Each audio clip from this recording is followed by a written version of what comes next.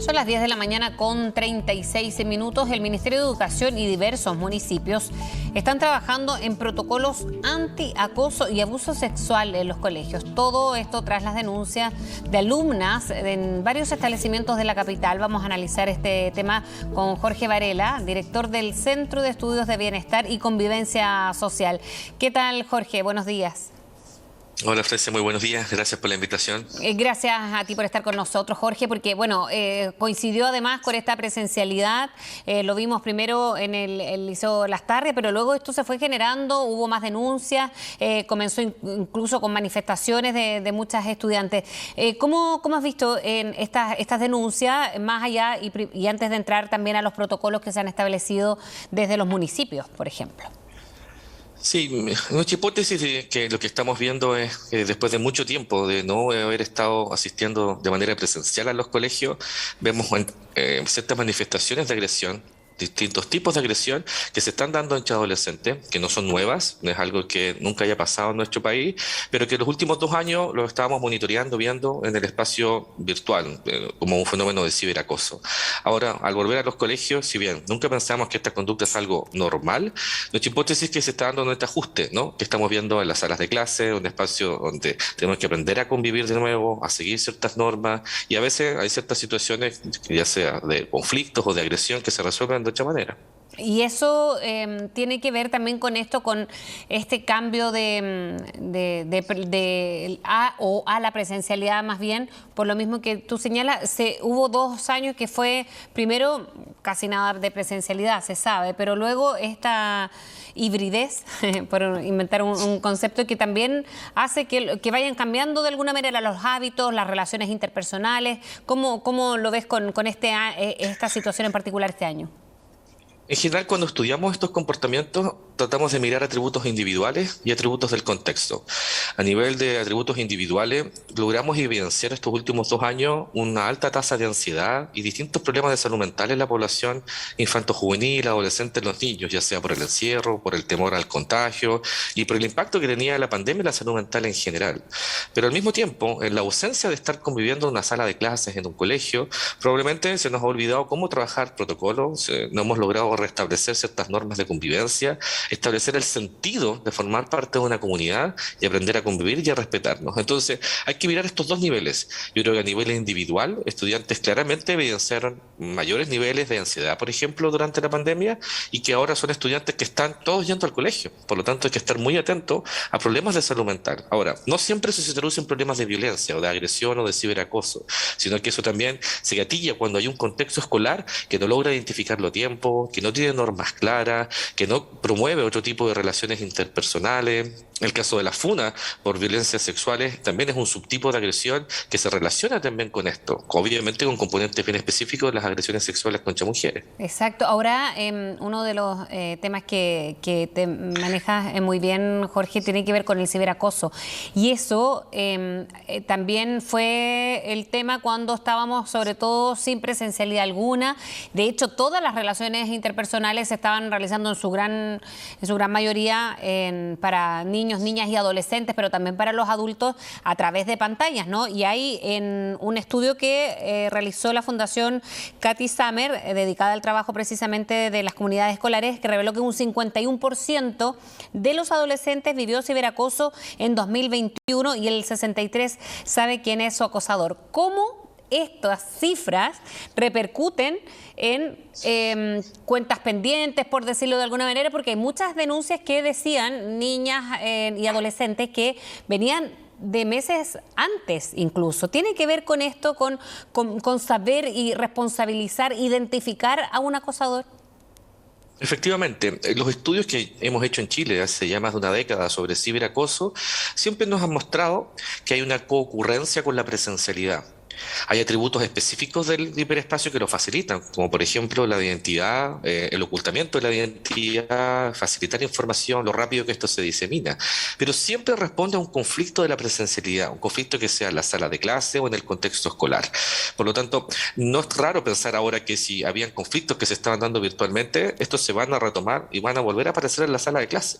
El último estudio que hicimos nosotros nos hablaba acerca de entre 8 de cada 10 niños que son víctimas de ciberacoso también lo son de víctimas de acoso presencial.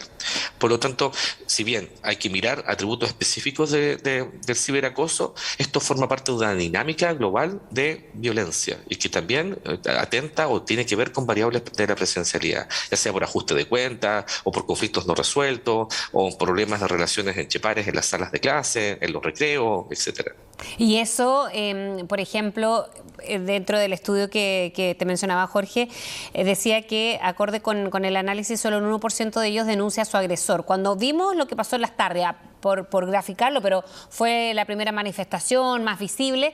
Luego comenzaron a conocerse otros hechos en otros establecimientos. Entonces ahí uno se decía, entonces comenzaron a denunciar más, se atreven porque vieron un establecimiento. Pero, por ejemplo, conversando con la defensora de la niñez, dice, nosotros no tenemos denuncias formales, pero sí estamos viendo cómo lo manejan los municipios. Entonces, de alguna manera también estar en grupo o a través de un colegio, es un primer paso. ¿Cómo lo ves en materia de denuncias y formales? Claro, la denuncia es muy importante porque empieza un proceso, visibiliza ciertos fenómenos que a veces no somos capaces de denunciar. Y en general, en los fenómenos de acoso o de ciberacoso, cuando no hay denuncia, está esta idea de que nadie va a hacer nada al respecto. Y el planteamiento es, ¿para qué voy a denunciar si nadie me va a ayudar, nadie va a responder, no va a pasar nada? Entonces, en ese sentido, yo creo que es valioso ese mensaje. Ahora, necesitamos canalizar eso, porque a veces, ¿cierto? A veces estas funas que se traducen en otra expresión de violencia y de maltrato. En el fenómeno, por ejemplo, de Las Tarrias, era interesante como el Mineduc hoy día trataba de mostrarnos las dos figuras, ¿no? La víctima y el victimario, que son estudiantes, son adolescentes, son sujetos en formación, que hay que trabajar con los dos actores. Pero la denuncia es muy importante, tanto para el que la hace, como para los que estamos en los sistemas, de generar instancias de denuncia. ¿Cierto? Si yo trabajo en una universidad, es muy importante tener protocolo si es que alguien lo está pasando mal. Si yo trabajara en un colegio, es muy importante tener estos protocolos de denuncia donde un adolescente, un joven, un niño, hombre, lo está pasando mal, pueda levantar la mano, pueda acceder a alguien y pueda contar lo que le está pasando. Es el punto de partida. Y eso además, creo yo, va mandando otro mensaje, que es que esto nos importa y que estamos preocupados por el bienestar de las personas. De hecho, en esta funa también quería llevarla a otro tema, que es la estigmatización. Lo mismo que pasó en Las Tarrias, pero que seguramente va a pasar en otros establecimientos o ha pasado. Decían los niños o muchos padres o apoderados, ¿qué pasa con los niños que o son más chiquititos, muchos están entrando recién, pero se enfrentan a todo esto, un estigma de por pertenecer a un colegio, por lo que pasó, o en cursos superiores, o definitivamente del mismo nivel a veces, pero que no tienen nada que ver? ¿Cómo compatibilizar? Ahí hay gran responsabilidad de la comunidad escolar, de un establecimiento, de los municipios, en el caso de lo que se está trabajando ahora, ¿o no? Claro, y por eso es muy importante no solo darle un tratamiento legal, jurídico, penal, ¿cierto?, a este tipo de comportamientos, sino también pensarlo como un fenómeno escolar o un fenómeno educativo.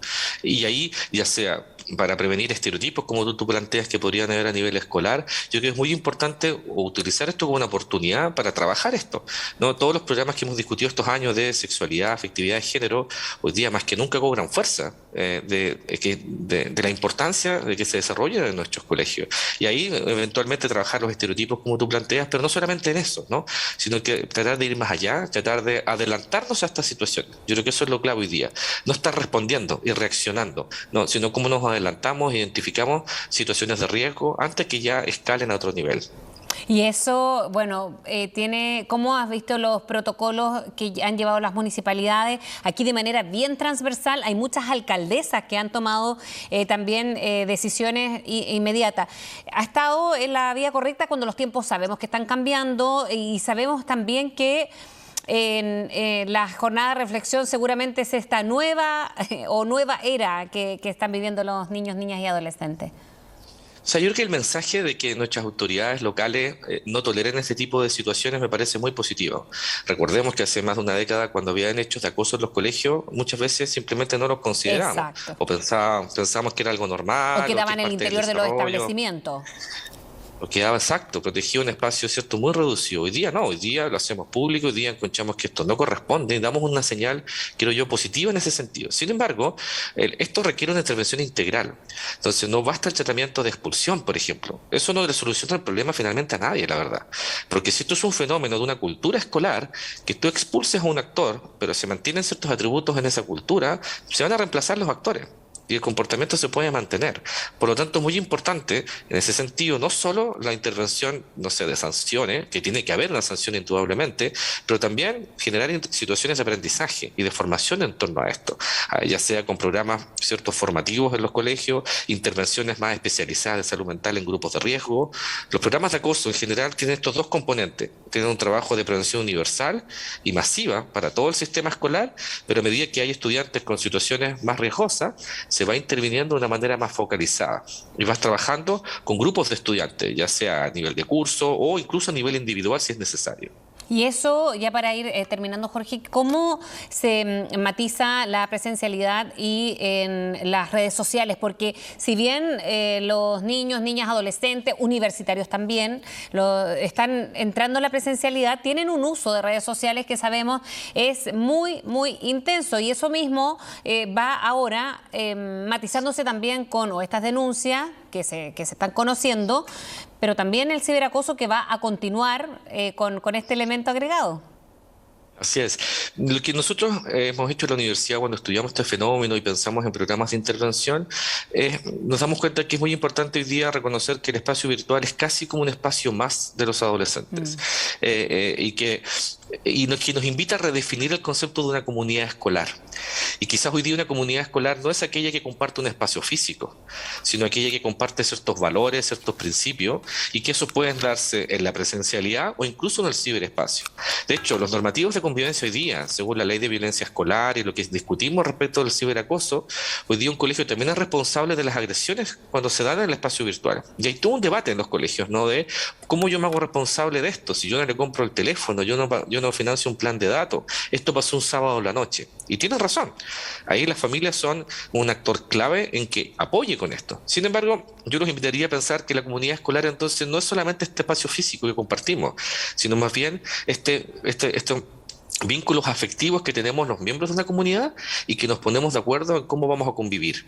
Y si pensamos en eso, y si estamos de acuerdo con eso, las agresiones virtuales van a ser una expresión que vamos a encontrar, se va a dar, no digo que sea natural, pero sí se va a dar. Por lo tanto, necesitamos, ¿qué cosa? Educar, intervenir, reparar cuando se dé el daño y educar en este uso. Tenemos que pensar en una convivencia digital hoy día. Muchos hartos seminarios hoy día donde hablamos de fenómeno escolar en la sala de clases, pero también nos desafiamos a pensar en una convivencia digital. Porque además nuestros estudiantes van a ser los futuros adultos de nuestra sociedad y probablemente van a usar más el espacio virtual como una manera natural de convivir. Por lo tanto, es clave desarrollar esas competencias, por así decirlo, virtuales, hoy más que nunca. Exacto, se han ido formando además con este sistema de comunicación, a diferencia de nosotros que comenzamos ya más adultos. Entonces, a veces el manejo es más complejo, pero se entiende la idea. Jorge Varela, director del Centro de Estudios en Bienestar y Convivencia Social, muchísimas gracias.